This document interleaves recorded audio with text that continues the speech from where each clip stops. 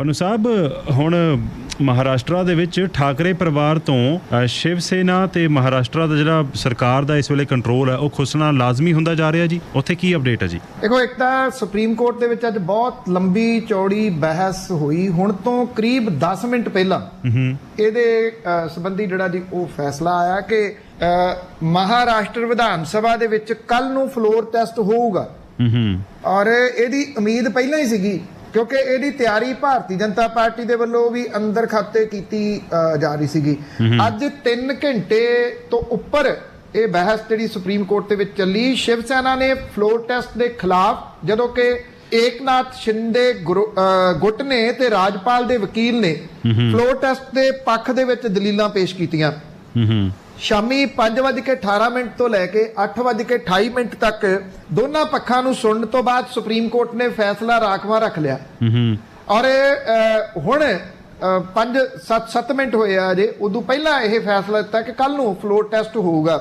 ਮਹਾਰਾਸ਼ਟਰ ਦੇ ਵਿੱਚ 22 ਜੂਨ ਤੋਂ ਸੂਰਤ ਤੋਂ ਜਿਹੜੇ ਰਾਜਨੀਤਿਕ ਨਾਟਕ ਦੀ ਸ਼ੁਰੂਆਤ ਹੋਈ ਸੀਗੀ, ਉਹਦੀ ਜਿਹੜੀ ਲੇਟੈਸਟ ਡਿਵੈਲਪਮੈਂਟ ਆ ਉਹ ਸੁਪਰੀਮ ਕੋਰਟ ਦੇ ਵਿੱਚ ਹੋਈ ਆ ਔਰ ਕਲਾਈਮੈਕਸ ਅਜੇ ਜਿਹੜਾ ਉਹ ਆਉਣਾ ਬਾਕੀ ਆ। ਭਲਕੇ ਜਿਹੜਾ ਇਹ ਕਲਾਈਮੈਕਸ ਸਾਹਮਣੇ ਆ ਸਕਦਾ ਔਰ ਜਿਹੜਾ ਸ਼ਿਵ ਸੈਨਾ ਹੈ, ਜਿਹੜੀ ਠਾਕਰੇ ਪਰਿਵਾਰ ਹੈ, ਉਹਦੇ ਕੋਲੇ ਇੱਕ ਗੱਲ ਬਿਲਕੁਲ ਕਲੀਅਰ ਦਿਸ ਰਹੀ ਆ, ਉਹਦੇ ਕੋਲੇ ਬਹੁਮਤ ਹੈ ਨਹੀਂਗਾ।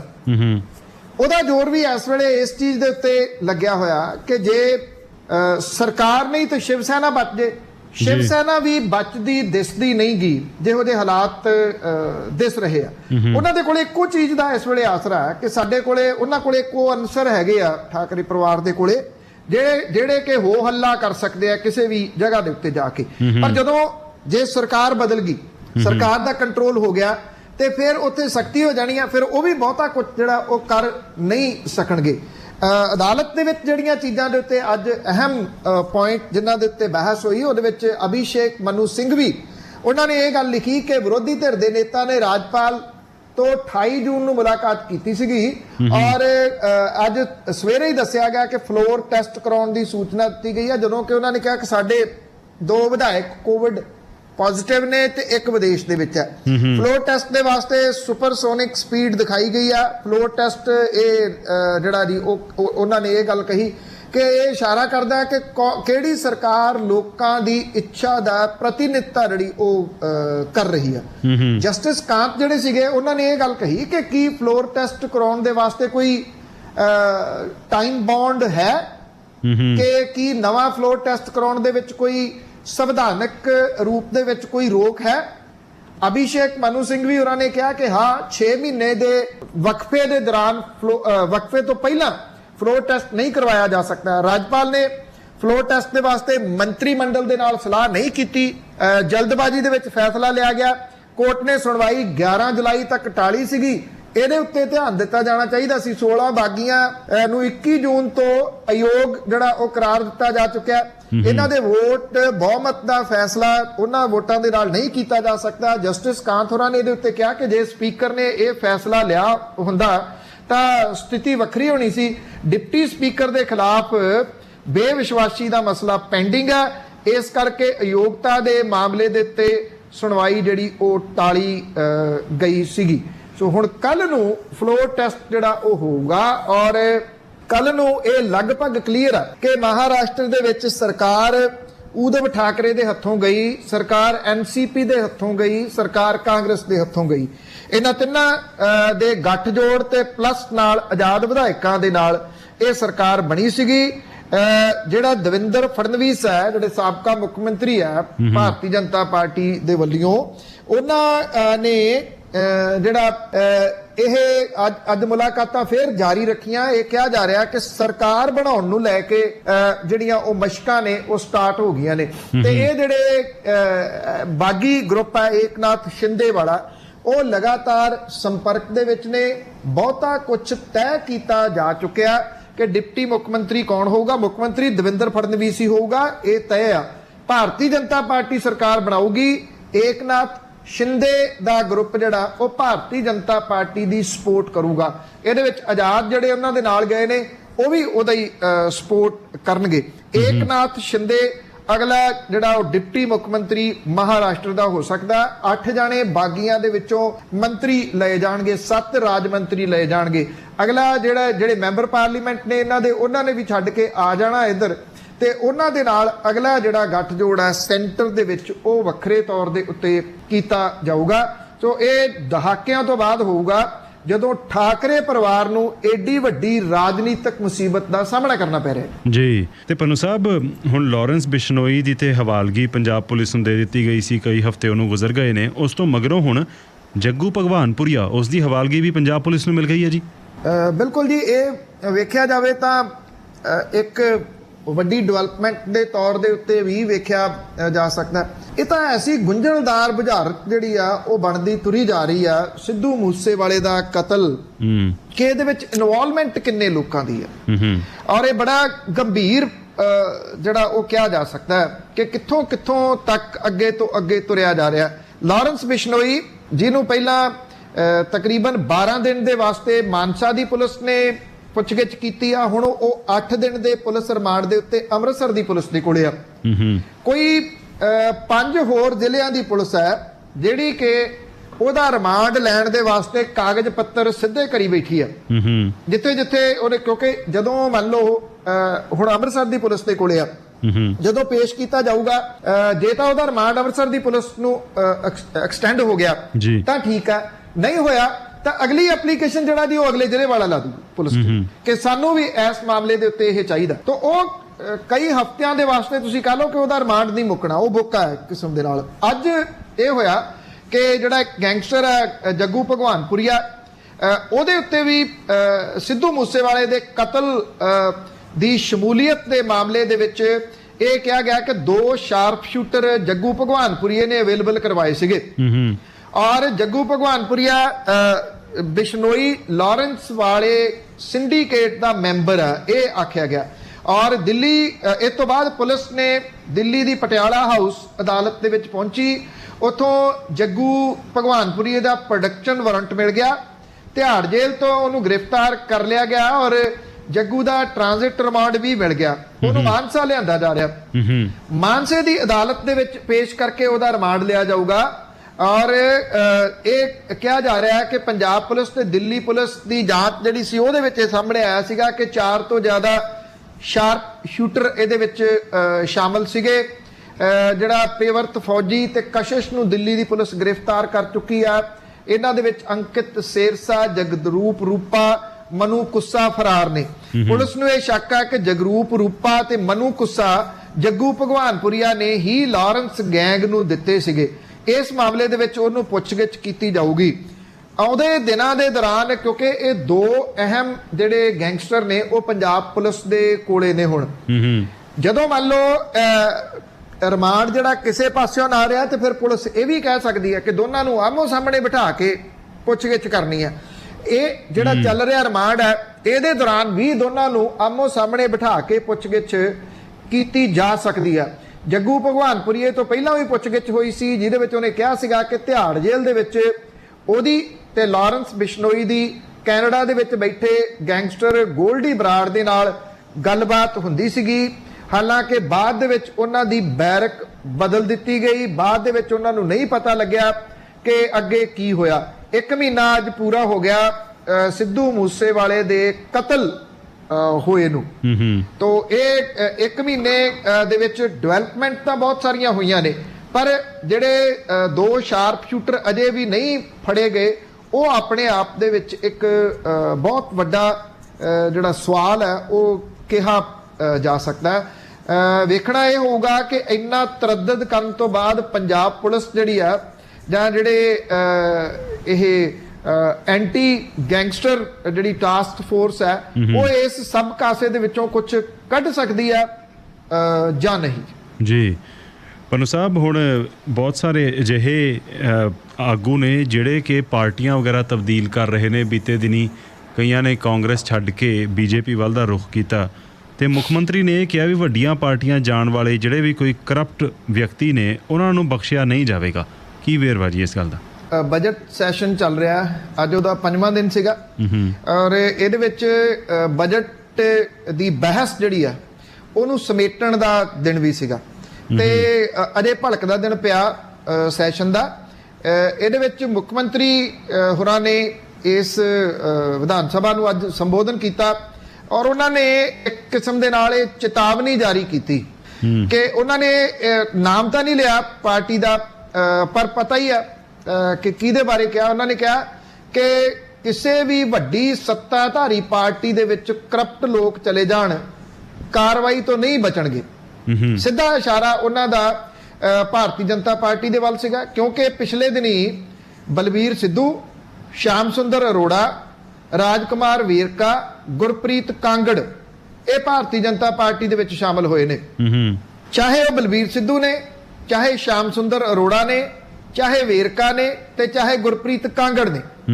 ਇਹਨਾਂ ਚਾਰਾਂ ਦੇ ਉੱਤੇ ਜਿਹੜਾ ਕਰਪਸ਼ਨ ਦੇ ਕਥਿਤ ਰੂਪ ਦੇ ਵਿੱਚ ਦੋਸ਼ ਲੱਗਦੇ ਆ ਕਿ ਉਹਨਾਂ ਨੇ ਕਰਪਸ਼ਨ ਕੀਤੀ ਆ, ਵੱਡੇ ਪੱਧਰ ਦੇ ਉੱਤੇ ਕੀਤੀ ਆ। ਔਰ ਇਹ ਕਿਹਾ ਜਾਂਦਾ ਕਿ ਉਹਨਾਂ ਦਾ ਇਸ ਵੱਡੀ ਪਾਰਟੀ ਦੇ ਵੱਲ ਜਾਣ ਦਾ ਮਕਸਦ ਹੀ ਇਹ ਸੀਗਾ ਕਿ ਉੱਥੇ ਉਹਨਾਂ ਨੂੰ ਸ਼ੀਲਡ ਮਿਲ ਜੂਗੀ। ਉਹਨਾਂ ਨੇ ਮੁੱਖ ਮੰਤਰੀ ਹੋਰਾਂ ਨੇ ਇਹ ਵੀ ਗੱਲ ਕਹੀ ਕਿ ਅਜੇ ਜਿੰਨਾ ਸਾਬਕਾ ਮੰਤਰੀਆਂ ਦੇ ਅਸੀਂ ਨਾਮ ਹੀ ਨਹੀਂ ਦਿੱਤੇ, ਨਾਮ ਹੀ ਨਹੀਂ ਲਏ, ਨਾ ਅਸੀਂ ਕੁਝ ਸਾਬਕਾ ਮੰਤਰੀਆਂ ਦੇ ਉੱਤੇ ਅਜੇ FIR ਦਰਜ ਕੀਤੀ ਆ, ਬਸ ਕਾਗਜ਼ ਹੀ ਸਿੱਧੇ ਹੋਏ ਆ ਤੇ ਉਹ ਹਾਈ ਕੋਰਟ ਵੱਲ ਨੂੰ ਭੱਜੇ ਤੁਰੇ ਜਾ ਰਹੇ ਆ ਕਿ ਸਾਨੂੰ 7 ਦਿਨ ਦੇ ਦਿਓ ਪਹਿਲਾਂ ਅਰੈਸਟ ਕਰਨ ਤੋਂ। ਉਹਨਾਂ ਨੇ ਕਿਹਾ ਕਿ ਉਹਨਾਂ ਦੀ ਫਿਕਰਮੰਦੀ ਜਿਹੜੀ ਇਹ ਦੱਸਦੀ ਆ ਕਿ ਭ੍ਰਿਸ਼ਟਾਚਾਰ ਦੇ ਵਿੱਚ ਕਿਤੇ ਨਾ ਕਿਤੇ ਉਹਨਾਂ ਦਾ ਨਾਮ ਤਾਂ ਹੈਗਾ ਹੀ ਆ ਤੇ ਭ੍ਰਿਸ਼ਟਾਚਾਰ ਤਾਂ ਉਹਨਾਂ ਨੇ ਕੀਤਾ ਹੀ ਆ। ਮੁੱਖ ਮੰਤਰੀ ਉਹਨਾਂ ਨੇ ਇਹ ਗੱਲ ਕਹੀ ਕਿ ਕੋਈ ਵੀ ਨੇਤਾ ਹੋਵੇ, ਕਿਸੇ ਵੀ ਪਾਰਟੀ ਦਾ ਹੋਵੇ, ਰਸੂਖਦਾਰ ਹੋਵੇ, ਬਿਊਰੋਕਰੇਟ ਹੋਵੇ, ਅਫਸਰ ਹੋਵੇ, ਰਾਜਨੀਤਿਕ ਹੋਵੇ, ਸਾਬਕਾ ਮੰਤਰੀ ਹੋਵੇ, ਉਹਨੂੰ ਛੱਡਿਆ ਨਹੀਂ ਜਾਊਗਾ। ਇਹ ਵੀ ਕਿਹਾ ਕਿ ਜਿਨ੍ਹਾਂ ਲੋਕਾਂ ਨੇ ਪੰਜਾਬ ਦਾ ਪੈਸਾ ਲੁੱਟਿਆ ਉਹਨਾਂ ਤੋਂ ਵਸੂਲੀ ਕੀਤੀ ਜਾਊਗੀ। ਉਹਨਾਂ ਨੇ ਕਿਹਾ ਕਿ ਵਿਰੋਧੀ ਧਿਰ ਵਾਲੇ ਜਿਹੜੇ ਆ ਉਹ ਇਹਨਾਂ ਦੀ ਮਦਦ ਕਰਦੇ ਨੇ ਕਿਤੇ ਕਿਤੇ, ਜਿਹੜੀ ਉਹਨਾਂ ਨੂੰ ਨਹੀਂ ਕਰਨੀ ਚਾਹੀਦੀ। ਭ੍ਰਿਸ਼ਟਾਚਾਰ ਦੇ ਖਿਲਾਫ ਸਾਂਝੇ ਤੌਰ ਦੇ ਉੱਤੇ ਲੜਨਾ ਜਿਹੜਾ ਉਹ ਚਾਹੀਦਾ। ਜਿਹੜੇ ਕਿਉਂਕਿ ਮੁੱਦੇ ਪਿਛਲੇ ਦਿਨਾਂ ਤੋਂ ਚੱਲਦੇ ਰਹੇ ਨੇ ਕਿ 1000 ਰੁਪਇਆ ਜਿਹੜਾ ਕਿਉਂ ਨਹੀਂ ਦਿੱਤਾ ਜਾ ਰਿਹਾ, ਉਹਦੇ ਬਾਰੇ ਉਹਨਾਂ ਨੇ ਜਵਾਬ ਦਿੱਤਾ ਵਿਧਾਨ ਸਭਾ ਦੇ ਵਿੱਚ ਅੱਜ ਕਿ ਜਿਹੜਾ ਖਜ਼ਾਨੇ ਦੇ ਵਿੱਚ ਜਿਵੇਂ ਜਿਵੇਂ ਪੈਸੇ ਆਉਣਗੇ ਤਿਵੇਂ ਤਿਵੇਂ ਉਹ ਗਰੰਟੀਆਂ ਪੂਰੀਆਂ ਕਰਨਗੇ। ਉਹਨੇ ਕਿਹਾ ਕਿ ਭਾਵੇਂ 2, 3 ਜਾਂ 4 ਮਹੀਨੇ ਲੱਗ ਜਾਣ, ਪਰ 1000 ਰੁਪਇਆ ਜਿਹੜਾ ਹਰ ਔਰਤ ਨੂੰ ਮਿਲਣਾ 18 ਸਾਲ ਤੋਂ ਉੱਪਰ ਵਾਲੀ ਨੂੰ ਉਹ ਦਿੱਤਾ ਜਾਊਗਾ। ਔਰ ਅੱਜ ਜਿਹੜਾ ਵਿਧਾਨ ਸਭਾ ਦੇ ਵਿੱਚ ਕੁਝ ਨੋਕ ਝੋਕ ਵੀ ਜਿਹੜੀ ਸੀ ਉਹ ਵੇਖਣ ਨੂੰ ਮਿਲੀ, ਜਿਹਦੇ ਵਿੱਚ ਸੁਖਪਾਲ ਸਿੰਘ ਖਹਿਰਾ ਹੋਰਾਂ ਨੇ 2-3 ਵਾਰੀ ਟੋਕਾ ਟਾਕੀ ਕਰਨ ਦੀ ਕੋਸ਼ਿਸ਼ ਕੀਤੀ। ਉਹਨਾਂ ਦੇ ਨਾਲ ਵੀ ਜਿਹੜਾ ਉਹ ਗੱਲ ਜਿਹੜੀ ਸੀ ਉਹ ਤਲਖ ਲਹਿਜੇ ਦੇ ਵਿੱਚ ਮੁੱਖ ਮੰਤਰੀ ਹੋਰਾਂ ਨੇ ਕੀਤੀ। ਇਹ ਕਿਹਾ ਕਿ ਤੁਸੀਂ ਸਾਨੂੰ ਨਾ ਦੱਸੋ ਕਿ ਕਿਹੜੇ ਪੰਜਾਬੀ ਬੋਲ ਸਕਦੇ ਨੇ। ਉਹਨਾਂ ਨੇ ਕਿਹਾ ਕਿ ਜਿਹੜੇ ਇੰਗਲਿਸ਼ ਸਕੂਲਾਂ ਦੇ ਪੜ੍ਹੇ ਨੇ ਉਹ ਸਾਡੇ ਸਰਕਾਰੀਅਨ ਦੀ ਜਿਹੜੀ ਆ ਉਹ ਮਦਦ, ਸਰਕਾਰੀਅਨ ਦਾ ਮੁਕਾਬਲਾ ਨਹੀਂ ਕਰ ਸਕਦੇ ਪੰਜਾਬੀ ਬੋਲਣ ਵਾਲੇ ਮਾਮਲੇ ਦੇ ਉੱਤੇ। ਔਰ ਉਹਨਾਂ ਦੇ ਜਿਹੜੇ ਨਿਸ਼ਾਨੇ ਸੀਗੇ ਬਹੁਤੇ ਵਿਰੋਧੀ ਧਿਰ ਦੇ ਉੱਤੇ ਰਹੇ, ਕਿਉਂਕਿ ਵਿਰੋਧੀ ਧਿਰ ਜਿਹੜੀ ਕਾਂਗਰਸ ਆ ਉਹਦੇ ਜਿਹੜੇ ਕੁਝ ਨੇਤਾ ਇਸ ਵੇਲੇ ਅੰਦਰ ਨੇ, ਕੁਝ ਜਿਹੜੇ ਨੇ ਜਿਨ੍ਹਾਂ ਦੇ ਉੱਤੇ ਮਾਮਲੇ ਦਰਜ ਨੇ ਉਹ ਭੱਜੇ ਭੁੱਜੇ ਫਿਰਦੇ ਨੇ। ਉਹਦੇ ਕਰਕੇ ਵਿਰੋਧੀ ਧਿਰ ਕਿਤੇ ਨਾ ਕਿਤੇ ਉਹਦੀ ਧਾਰ ਖੁੰਡੀ ਨਜ਼ਰ ਆਈ, ਕਿਉਂਕਿ ਉਹ ਪਹਿਲਾਂ ਜਦੋਂ ਸਾਧੂ ਧਰਮਸੋਤ ਨੂੰ ਅਰੈਸਟ ਕੀਤਾ ਗਿਆ ਉਦੋਂ ਇਹਨਾਂ ਨੇ ਉੱਥੇ ਜਾ ਕੇ ਧਰਨਾ ਲਾਤਾ ਸੀ, ਜਿੱਥੇ ਨਾਰੇ ਲਾਉਂਦੇ ਸੀ ਸਾਧੂ ਧਰਮਸੋਤ ਤੇਰੀ ਸੋਚ ਤੇ ਪਹਿਰਾ ਦੇਾਂਗੇ ਠੋਕ ਕੇ। ਉਸ ਮਾਮਲੇ ਦੇ ਉੱਤੇ ਫਸੇ ਹੋਏ ਆ, ਇਸ ਕਰਕੇ ਬਹੁਤਾ ਕੁਝ ਤਾਂ ਉਹ ਬੋਲ ਨਹੀਂ ਸਕੇ, ਪਰ ਨਿਸ਼ਾਨੇ ਜਿਹੜੇ ਸੀ ਉਹ ਸਿੱਧੇ ਲਾਏ। ਔਰ ਇਹਦੇ ਵਿੱਚ ਅਹਿਮ ਜਿਹੜਾ ਇਹ ਆ ਕਿ ਇਹਦਾ ਸਾਰੇ ਦਾ ਜਿਹੜਾ ਟੈਲੀਕਾਸਟ ਹੈ ਉਹ ਲਾਈਵ ਹੋ ਰਿਹਾ, ਲੋਕੀ ਦੇਖ ਰਹੇ ਨੇ। ਪਹਿਲਾਂ ਇੰਨੀਆਂ ਚੀਜ਼ਾਂ ਬਾਹਰ ਨਹੀਂ ਸਨ ਆਉਂਦੀਆਂ। ਪ੍ਰਤਾਪ ਸਿੰਘ ਬਾਜਵਾ ਹੋਰਾਂ ਨੇ ਹਾਲਾਂਕਿ ਅੱਜ ਇਹ ਵੀ ਗੱਲ ਉਠਾਈ ਕਿ ਜਦੋਂ ਸਾਨੂੰ ਵਿਖਾਇਆ ਜਾਂਦਾ ਦੂਰ ਦੇ ਕੈਮਰੇ ਨਾਲ ਵਿਖਾ ਦਿੰਦੇ ਆ, ਤੇ ਜਦੋਂ ਸੱਤਾਧਾਰੀ ਧਿਰ ਨੇ ਆਪਣੇ ਮੈਂਬਰਾਂ ਨੂੰ ਦਿਖਾਉਣਾ ਹੁੰਦਾ ਉਦੋਂ ਇਹ ਜ਼ੂਮ ਕਰਕੇ ਉਹਦਾ ਫੇਸ ਦਿਖਾਉਂਦੇ ਆ, ਸਾਡਾ ਵੀ ਚਿਹਰਾ ਵਿਖਾਓ ਕਹਿੰਦੇ ਜਦੋਂ ਅਸੀਂ ਬੋਲ ਰਹੇ ਹਾਂ। ਤੇ ਉਹਨਾਂ ਨੂੰ ਇਹੋ ਲੱਗਦਾ ਸੀਗਾ ਕਿ ਜੇ ਟੀਵੀ ਦੇ ਉੱਤੇ ਆ ਹੀ ਰਹੇ ਆ ਤੇ ਫਿਰ ਇਹ ਪ੍ਰੋਪਰ ਹੋਣਾ ਚਾਹੀਦਾ। ਹਾਲਾਂਕਿ ਪ੍ਰਤਾਪ ਸਿੰਘ ਬਾਜਵਾ ਹੋਰਾਂ ਨੇ ਕਿਹਾ ਕਿ ਇਹ ਮੇਰੀ ਹੀ ਲਿਖੀ ਹੋਈ ਚਿੱਠੀ ਸੀ ਕੈਪਟਨ ਅਮਰਿੰਦਰ ਸਿੰਘ ਹੋਰਾਂ ਨੂੰ ਕਿ ਇਹ ਲਾਈਵ ਬ੍ਰਾਡਕਾਸਟ ਵਿਧਾਨ ਸਭਾ ਦਾ ਹੋਣਾ ਚਾਹੀਦਾ। ਵਿਧਾਨ ਸਭਾ ਦੀ ਲਾਈਵ ਜਿਹੜੀ ਕਾਰਵਾਈ ਆ ਉਹ ਬਹੁਤ ਸਾਰੇ ਲੋਕ ਵੱਡੇ ਪੱਧਰ ਦੇ ਉੱਤੇ ਇੱਥੇ ਪੰਜਾਬ ਦੇ ਵਿੱਚ ਵੇਖ ਰਹੇ ਜੀ। ਪੰਨੂ ਸਾਹਿਬ, ਇਹ ਦੱਸਿਓ, ਦਿੱਲੀ 에ਅਰਪੋਰਟ ਨੂੰ ਜਿਹੜੀਆਂ ਸਰਕਾਰੀ ਬੱਸਾਂ ਸ਼ੁਰੂ ਕੀਤੀਆਂ ਗਈਆਂ ਨੇ, ਉਸ ਮਾਮਲੇ ਤੇ ਕਾਂਗਰਸੀ ਕਾਫੀ ਇਸ ਵੇਲੇ ਔਖੇ ਹੋਏ ਨੇ, ਕੀ ਗੱਲ ਆਖੀ ਹੈ ਜੀ ਉਹਨਾਂ ਨੇ? ਇਹ ਵਿਧਾਨ ਸਭਾ ਦੇ ਵਿੱਚ ਹੀ ਬਹੁਤਾ ਕੁਝ ਜਿਹੜਾ ਦੀ ਉਹ ਚੱਲ ਰਿਹਾ। ਅੱਜ ਦੀ ਕਾਰਵਾਈ ਦੇ ਵਿੱਚ ਜਿਹੜੀਆਂ ਦਿੱਲੀ 에ਅਰਪੋਰਟ ਤੱਕ ਜਾਂਦੀਆਂ ਬੱਸਾਂ ਨੇ ਉਹਨੂੰ ਲੈ ਕੇ ਹੰਗਾਮਾ ਕੀਤਾ ਕਾਂਗਰਸੀਆਂ ਨੇ, ਵਿਰੋਧੀ ਧਿਰ ਨੇ। ਔਰ ਪ੍ਰਸ਼ਨ ਕਾਲ ਦੇ ਵਿੱਚ ਲਾਲਜੀਤ ਭੁੱਲਰ ਜਿਹੜੇ ਕਿ ਮੌਜੂਦਾ ਟਰਾਂਸਪੋਰਟ ਮੰਤਰੀ ਨੇ, ਉਹਨਾਂ ਨੇ ਇਹ ਗੱਲ ਕਹੀ ਕਿ ਅਸੀਂ ਪੰਜਾਬ ਤੋਂ ਦਿੱਲੀ 에ਅਰਪੋਰਟ ਲਈ ਬੱਸਾਂ ਚਲਾਈਆਂ, ਜਿਹਦੇ ਉੱਤੇ ਵਿਰੋਧੀ ਧਿਰ ਦੇ ਨੇਤਾ ਪ੍ਰਤਾਪ ਸਿੰਘ ਬਾਜਵਾ ਹੋਰਾਂ ਨੇ ਇਹ ਗੱਲ ਕਹੀ ਕਿ ਪਹਿਲਾਂ ਉਹਨਾਂ ਦੀ ਦਿੱਲੀ ਸਰਕਾਰ ਨੇ ਬੱਸਾਂ ਨਹੀਂ ਸੀ ਚੱਲਣ ਦਿੱਤੀਆਂ, ਇਹਦੇ ਨਾਲ ਪੰਜਾਬ ਨੂੰ 25 ਕਰੋੜ ਰੁਪਏ ਦਾ ਘਾਟਾ ਪਿਆ ਤੇ ਪੰਜਾਬੀਆਂ ਨੂੰ ਮਹਿੰਗਾ ਕਿਰਾਇਆ ਦੇਣ ਦੇ ਵਾਸਤੇ 75 ਤੋਂ 80 ਕਰੋੜ ਰੁਪਏ ਦਾ ਨੁਕਸਾਨ ਹੋਇਆ। ਸਾਬਕਾ ਟਰਾਂਸਪੋਰਟ ਮੰਤਰੀ ਤੇ ਪੰਜਾਬ ਕਾਂਗਰਸ ਦੇ ਜਿਹੜੇ ਪ੍ਰਧਾਨ ਵੀ ਨੇ, ਰਾਜਾ ਵੜਿੰਗ ਹੋਰੀ, ਉਹਨਾਂ ਨੇ ਇਹ ਗੱਲ ਕਹੀ ਕਿ ਉਹਨਾਂ ਦੀ ਸਰਕਾਰ ਨੇ 13 ਵਾਰੀ ਚਿੱਠੀ ਲਿਖੀ, 에ਅਰਪੋਰਟ ਅਥਾਰਟੀ ਨੂੰ ਚਿੱਠੀ ਲਿਖੀ। ਜਿਹੜੇ ਇੱਥੇ ਮੰਤਰੀ ਨੇ ਕੇਂਦਰ ਦੇ ਵਿੱਚ ਸਿੰਧੀਆ, ਉਹਨਾਂ ਨੂੰ ਕਿਹਾ ਕਿ ਦਿੱਲੀ, ਕਹਿੰਦੇ ਉਹਨਾਂ ਨੇ ਇਹ ਕਿਹਾ ਕਿ ਦਿੱਲੀ ਗਵਰਨਮੈਂਟ ਚਾਹੇ ਤਾਂ ਬੱਸਾਂ ਚੱਲ ਸਕਦੀਆਂ ਨੇ। ਉਹਨਾਂ ਕਿਹਾ ਕਿ ਮੰਤਰੀ ਜਿਹੜੇ ਸੁਪਰੀਮ ਕੋਰਟ ਆਰਡਰ ਜਾਂ ਦੂਜੀ ਪਾਬੰਦੀ ਦੀ ਗੱਲ ਕਰ ਰਹੇ ਆ ਉਹਦਾ ਰਿਕਾਰਡ ਦੇ ਸਕਦੇ ਆ। ਜਿਹੜੇ ਟਰਾਂਸਪੋਰਟ ਮੰਤਰੀ ਨੇ ਲਾਲਜੀਤ ਭੁੱਲਰ, ਉਹਨਾਂ ਨੇ ਇਹ ਗੱਲ ਕਹੀ ਕਿ ਪਿਛਲੀ ਸਰਕਾਰ ਨੇ ਨਾ ਤਾਂ ਦਿੱਲੀ ਸਰਕਾਰ ਤੋਂ ਪਰਮਿਟ ਲਏ, ਨਾ ਰੂਟ ਐਕਸਟੈਂਸ਼ਨ ਦੇ ਵਾਸਤੇ ਮਨਜ਼ੂਰੀ ਲਈ।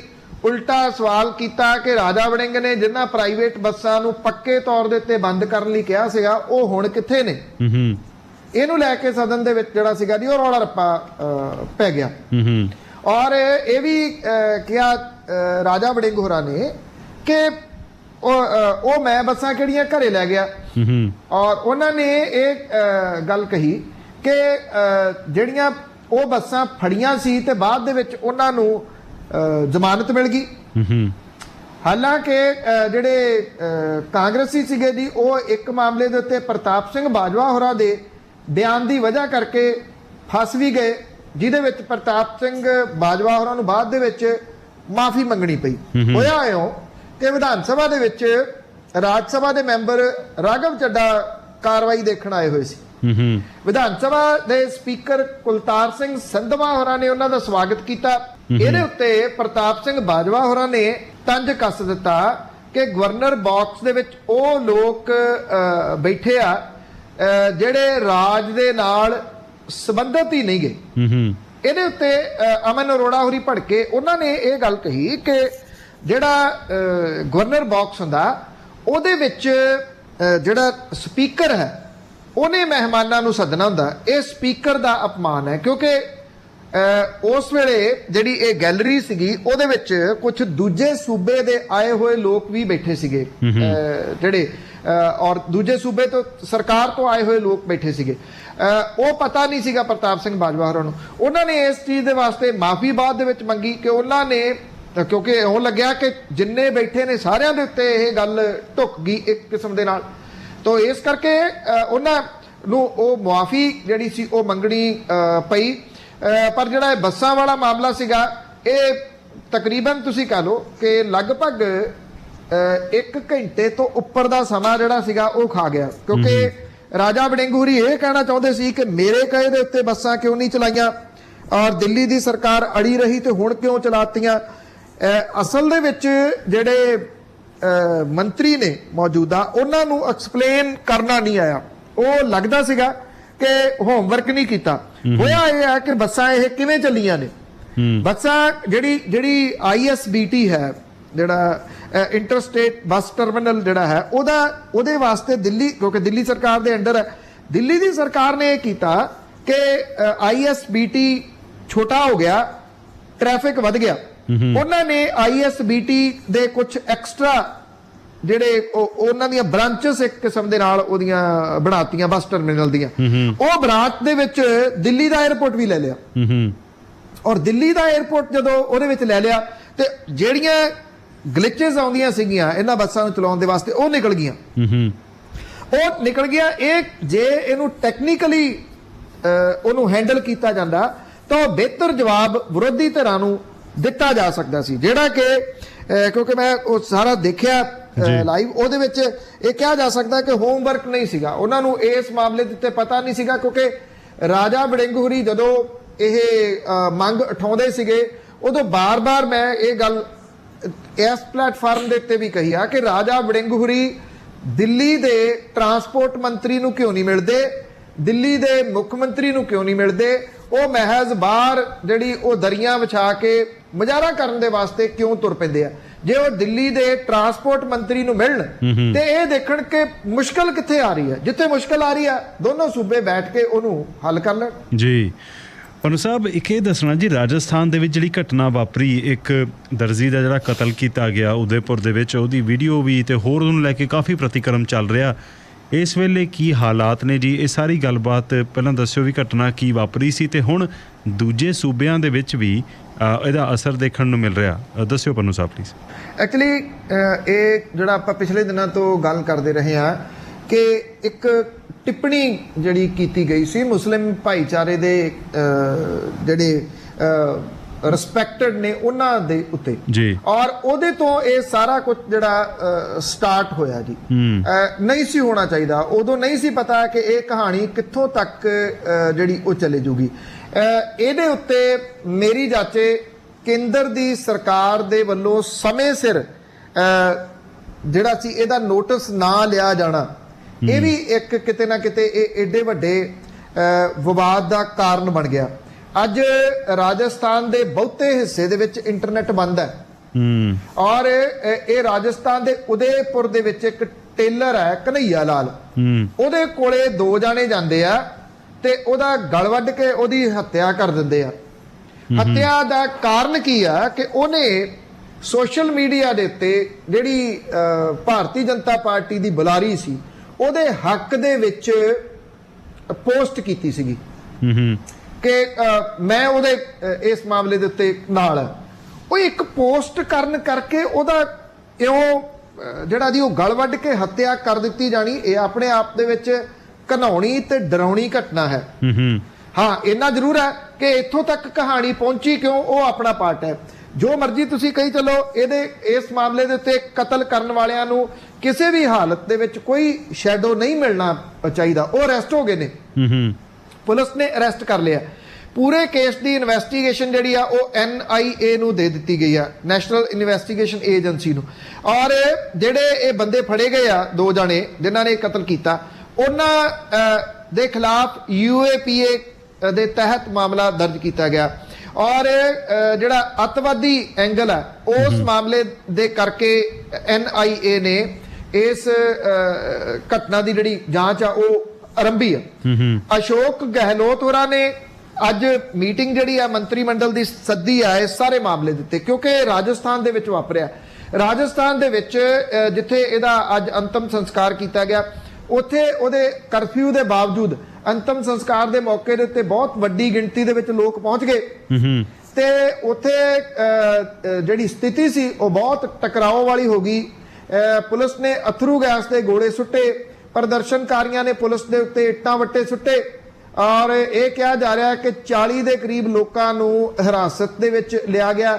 ਜਿਹੜੇ ਕਨਈਆ ਲਾਲ ਜਿਹੜਾ ਮਾਰਿਆ ਗਿਆ, ਉਹਦੀ ਪਤਨੀ ਜਿਹੜੀ ਉਹ ਇਹ ਕਹਿੰਦੀ ਆ ਕਿ ਜਿਹੜੇ ਕਾਤਲ ਨੇ ਉਹਨਾਂ ਨੂੰ ਫਾਂਸੀ ਦਿੱਤੀ ਜਾਵੇ। ਸ਼ਹਿਰ ਬੰਦ ਹੋ ਗਿਆ, ਔਰ ਸ਼ਹਿਰ ਬੰਦ ਹੋਣ ਦੀ ਵਜ੍ਹਾ ਕਰਕੇ ਨੇੜੇ ਤੇੜੇ ਦੇ ਸ਼ਹਿਰਾਂ ਦੇ ਵਿੱਚ ਛੱਡੋ ਦੂਜੇ ਸੂਬਿਆਂ ਦੇ ਵਿੱਚ ਵੀ ਇਹਦਾ ਅਸਰ ਪੈਣਾ ਸ਼ੁਰੂ ਹੋ ਗਿਆ। ਨੂਪੁਰ ਸ਼ਰਮਾ ਦੇ ਹੱਕ ਦੇ ਵਿੱਚ ਇੱਕ ਸੋਸ਼ਲ ਮੀਡੀਆ ਪੋਸਟ ਪਾਉਣ ਦੀ ਵਜ੍ਹਾ ਕਰਕੇ ਕਨਈਆ ਲਾਲ ਦੀ ਜਿਹੜੀ ਉਹ ਜਾਨ ਚਲੇਗੀ। ਆਪਾਂ ਕਈ ਦਿਨ ਹੋ ਗਏ ਇਸ ਗੱਲ ਨੂੰ ਕਿਤੇ ਨਾ ਕਿਸੇ ਨਾ ਕਿਸੇ ਰੂਪ ਦੇ ਵਿੱਚ ਚਰਚਾ ਕਰਦੇ ਆ ਕਿ ਸੋਸ਼ਲ ਮੀਡੀਆ ਮੁਸੀਬਤ ਬਣ ਰਿਹਾ ਜੀ। ਮਤਲਬ ਕਿ ਜੇ ਮੰਨ ਲਓ ਕਿਸੇ ਨੇ ਪੋਸਟ ਪਾਈ ਆ, ਉਹ ਪੋਸਟ ਦੇ ਹੇਠਾਂ ਤੁਸੀਂ ਜੇ ਜਵਾਬ ਜਿਹੜਾ ਦੇ ਵੀ ਦਿੱਤਾ, ਤਰਕ ਦੇ ਨਾਲ ਕੋਈ ਜਵਾਬ ਦੇ ਦਿਓ, ਨਹੀਂ ਤਰਕ ਹੈਗਾ ਤੇ ਉਹਨੂੰ ਛੱਡ ਕੇ ਅੱਗੇ ਨਿਕਲ ਜਾਓ। ਠੀਕ ਹੈ ਨਾ ਜੀ। ਜੇ ਤੁਸੀਂ ਅੱਗੇ ਨਹੀਂ ਨਿਕਲ ਸਕਦੇ ਉਹਨੂੰ ਛੱਡ ਕੇ, ਤੇ ਘੱਟੋ ਘੱਟ ਉਹਨੂੰ ਬੰਦੇ ਨੂੰ ਬਲੌਕ ਮਾਰ ਦਿਓ। ਤੁਸੀਂ ਇੰਨਾ ਕੁਝ ਕਰਕੇ ਇਸ ਤਰੀਕੇ ਦੇ ਨਾਲ ਜਿਹੜਾ ਉਹ ਜਾ ਰਹੇ ਹੋ ਔਰ ਕਰ ਇਹ ਰਹੇ ਹੋ ਕਿ ਉਹਦਾ ਬੰਦੇ ਦਾ ਕਤਲ ਕਰ ਰਹੇ ਹੋ, ਇਹਨੂੰ ਤਾਂ ਕਿਸੇ ਵੀ ਹਾਲਤ ਦੇ ਵਿੱਚ ਜਿਹੜਾ ਜੀ ਉਹ ਜਾਇਜ਼ ਨਹੀਂ ਠਹਿਰਾਇਆ ਜਾ ਸਕਦਾ। ਮੇਰੀ ਜਾਚੇ ਜੋ ਕੁਝ ਕੁਝ ਧਿਰਾਂ ਕਰਨਾ ਚਾਹੁੰਦੀਆਂ ਸੀਗੀਆਂ, ਜਿਹੋ ਜਿਹਾ ਮਾਹੌਲ ਸਿਰਜਣਾ ਚਾਹੁੰਦੀਆਂ ਸੀ, ਉਹੋ ਜਿਹਾ ਮਾਹੌਲ ਲਗਭਗ ਮੁਲਕ ਦੇ ਵਿੱਚ ਬਣਦਾ ਨਜ਼ਰ ਆ ਰਿਹਾ ਜੀ। ਪੰਨੂ ਸਾਹਿਬ, ਉਧਰੋਂ ਮਹਾਰਾਸ਼ਟਰ ਤੋਂ ਅਪਡੇਟ ਆ ਰਹੀ ਹੈ, ਉद्धਵ ਠਾਕਰੇ ਨੇ ਅਸਤੀਫਾ ਦੇ ਦਿੱਤਾ ਜੀ। ਜੀ ਮੇਰਾ ਖਿਆਲ ਪਲ ਪਲ ਦੀ ਜਿਹੜੀ ਹੈ ਜੀ ਉੱਥੇ ਬਦਲ ਰਹੀ ਹੈ ਸਥਿਤੀ। ਉਹਦੇ ਉद्धਵ ਠਾਕਰੇ ਦੇ ਕੋਲੇ ਕੋਈ ਚੋਇਸ ਬਾਕੀ ਜਿਹੜੀ ਉਹ ਨਹੀਂ ਸੀ ਬਚੀ। ਮੈਂ ਪਹਿਲਾਂ ਹੀ ਤੁਹਾਨੂੰ ਦੱਸ ਚੁੱਕਿਆ ਕਿ ਉਹਦੇ ਕੋਲੇ ਕੋਈ ਰਾਹ ਨਹੀਂ ਹੈਗਾ ਜੀ। ਸਰਕਾਰ ਬਚਾਉਣੀ ਤਾਂ ਛੱਡੋ, ਉਹਦੇ ਕੋਲੇ ਸ਼ਿਵ ਸੈਨਾ ਬਚਾਉਣ ਦੇ ਵਾਸਤੇ ਵੀ ਇੱਕ ਵੱਡਾ ਚੈਲੰਜ ਇਸ ਵੇਲੇ ਬਣਿਆ ਹੋਇਆ। ਤੋ ਇਟ ਮੀਨਸ ਕਿ ਜਿਹੜੀ ਮੈਂ ਤੁਹਾਨੂੰ ਕਿਹਾ ਕਿ ਜਿਹੜਾ ਉਹ ਫਾਈਨਲ ਸੀਨ ਬਾਕੀ ਆ, ਉਹ ਫਾਈਨਲ ਤਾਂ ਹੁਣ ਸਾਹਮਣੇ ਆ ਗਿਆ। ਭਾਰਤੀ ਜਨਤਾ ਪਾਰਟੀ ਦੇ, ਕਿਉਂਕਿ ਫਲੋਰ ਟੈਸਟ ਤਾਂ ਹੋਣਾ ਨਹੀਂਗਾ, ਤੋ ਕੱਲ ਨੂੰ ਭਾਰਤੀ ਜਨਤਾ ਪਾਰਟੀ ਆਪਣੀ ਸਰਕਾਰ ਮਹਾਰਾਸ਼ਟਰ ਦੇ ਵਿੱਚ ਬਣਾ ਲੂਗੀ। ਮਹਾਰਾਸ਼ਟਰ ਇੱਕ ਹੋਰ ਸੂਬਾ ਹੋਊਗਾ ਜਿੱਥੇ ਕਿ ਉੱਥੋਂ ਦੇ ਲੋਕਾਂ ਨੇ ਭਾਰਤੀ ਜਨਤਾ ਪਾਰਟੀ ਦੇ ਹੱਕ ਦੇ ਵਿੱਚ ਉਹਦੀ ਸਰਕਾਰ ਚੁਣਨ ਦੇ ਵਾਸਤੇ ਵੋਟਾਂ ਨਹੀਂ ਪਾਈਆਂ ਹੋਣਗੀਆਂ, ਪਰ ਉਹ ਉੱਥੇ ਸਰਕਾਰ ਬਣਾਊਗੀ ਜੀ। ਪੰਨੂ ਸਾਹਿਬ, ਇੱਕ ਇਹ ਦੱਸਣਾ, ਜਿਹੜੇ ਸਾਬਕਾ ਮੰਤਰੀ ਨੇ ਸੰਗਤ ਗਿੱਲ ਜੀਆਂ ਹਾਈ ਕੋਰਟ ਪਹੁੰਚੇ ਸੀ, ਹਾਈ ਕੋਰਟ ਤੋਂ ਰਾਹਤ ਨਹੀਂ ਮਿਲੀ ਜੀ, ਕੀ ਆਖਿਆ ਕੋਰਟ ਨੇ?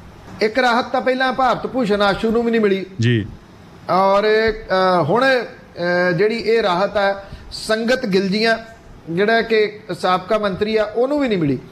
ਉਹ ਐਕਚੁਅਲੀ ਉਹਨੇ ਪੰਜਾਬ ਹਰਿਆਣਾ ਹਾਈ ਕੋਰਟ ਦੇ ਵਿੱਚ ਕੁਐਸ਼ਨਿੰਗ ਦੇ ਵਾਸਤੇ ਐਪਲੀਕੇਸ਼ਨ ਜਿਹੜੀ ਉਹ ਲਾਈ ਸੀਗੀ ਕਿ ਇਹ ਮਾਮਲਾ ਬਣਦਾ ਹੀ ਨਹੀਂਗਾ ਮੇਰੇ ਉੱਤੇ, ਇਹ ਮਾਮਲਾ ਰੱਦ ਕਰ ਦਿੱਤਾ ਜਾਵੇ। ਤੋ ਅੱਜ ਪੰਜਾਬ ਹਰਿਆਣਾ ਹਾਈ ਕੋਰਟ ਨੇ ਇਹ ਗੱਲ ਆਖੀ ਕਿ ਇਹ ਜਿਹੜਾ ਤੁਹਾਡਾ ਮਾਮਲਾ, ਕਿਉਂਕਿ ਛੁੱਟੀਆਂ ਚੱਲ ਰਹੀਆਂ ਨੇ ਜੀ ਅਦਾਲਤ ਦੇ ਵਿੱਚ ਔਰ ਅਦਾਲਤਾਂ ਬੰਦ ਨੇ, ਉਹਨਾਂ ਨੇ ਕਿਹਾ ਕਿ ਅਸੀਂ ਤਾਂ ਪ੍ਰਾਇੋਰਟੀ ਵਾਲੇ ਮਾਮਲੇ ਸੁਣ ਰਹੇ ਹਾਂ, ਤੁਹਾਡਾ ਮਾਮਲਾ ਤਾਂ ਪ੍ਰਾਇੋਰਟੀ ਵਾਲਾ ਹੈ ਹੀ ਨਹੀਂਗਾ, ਇਸ ਕਰਕੇ ਅਸੀਂ ਨਹੀਂ ਸੁਣਨਾ ਇਸ ਮਾਮਲੇ ਨੂੰ।